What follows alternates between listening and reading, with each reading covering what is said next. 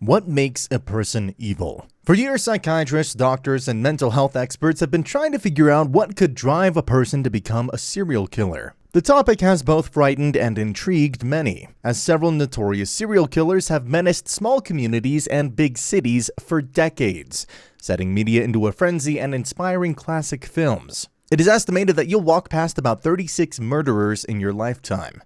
Are these notorious killers just strange anomalies, or do they have more in common with us than we think? Let's discuss 7 personality traits that you may share with most prolific serial murderers. Before we get started, don't forget to like this video and subscribe to our channel. Tap that bell to be alerted whenever we upload new content. Now that that's out of the way, let's get into the mind of a killer. Volatile upbringings. We've heard it before, and here it is again. Your childhood makes all the difference in the adult you grow up to be. According to research done by FBI profiler Robert Ressler, about 40% of all serial killers were subjected to serious emotional or physical abuse or neglect as children.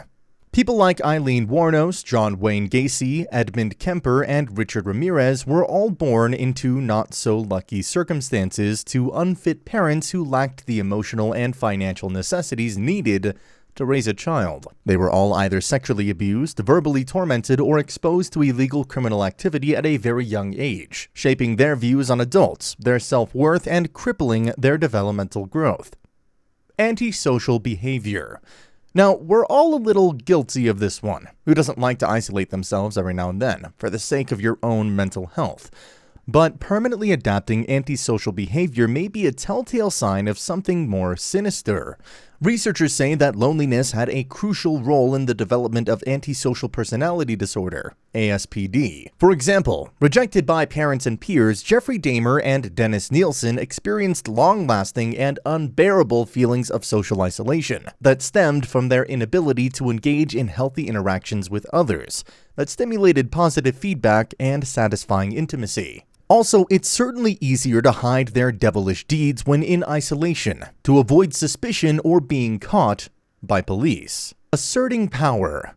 Have you ever worked a job with an unbearable boss who throws their weight around to remind everyone of who's in charge? Well, they may fall into this category. We've already talked about how your childhood plays a vital role in your adolescent growth, so it's not hard to believe that in an effort to overcome feelings of powerlessness or inadequacy, most killers murder to exert power and dominance over their victims. This means that it's not actually the act of taking one's life that they enjoy, but simply the fact that they can. This is also described as hedonistic serial killing. Torturing animals. Now, if you've watched those true crime documentaries on Netflix or the ID channel, then you've heard about this characteristic before. The act of torturing or killing animals at a young age has been identified as a trait shared by psychopaths. While some say this develops as a result of displaced hostility due to abuse and a need to establish their dominance, others say that a growing lack of empathy, remorse, and guilt plays the biggest role. Children that exhibit this behavior are far more prone to pathological lying and juvenile delinquency. Serial killers who dabbled in this include Ted Bundy, Gary Ridgway, and the Boston Strangler. Master manipulation. We all know a few master manipulators. Heck, some of them may be even our exes. When you develop a certain amount of trust in someone, you may be easier to manipulate than you think. Some of the most famous serial killers were notoriously good at getting their way and making others believe they were good, wholesome people. They are also extremely skilled in manipulating a situation, using trending news or medical psychological studies to justify their actions. For instance, a serial killer who just so happened to be a doctor, Harold Shipman, abused his position as a medical expert to make his patients opt for treatments that ultimately led up to 250 deaths. Substance abuse. According to the National Library of Medicine, people who may develop a substance use problem have depression, attention deficit disorder, post-traumatic stress disorder, or other mental problems. Users may turn to substances as a coping mechanism in an effort to escape the ongoing pain they feel, or to disassociate their feelings with their current reality.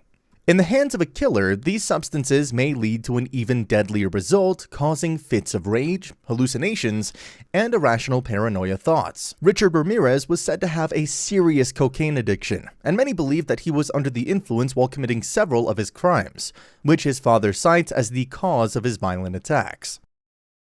This one may be one of the more startling behaviors on the list, because it involves children.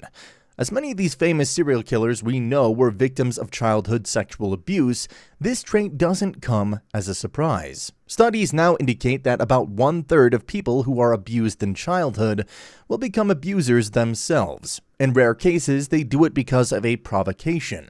Someone who has a predatory, aggressive personality deems others inferior and doesn't place any value on the lives or feelings of other people. Although they aren't empathetic, they are very good at pretending that they are. So, what do you think? Do you or anyone you know possess any of the characteristics described on this list in an unusually scary way? If so, keep your eyes peeled and your right hook sharp.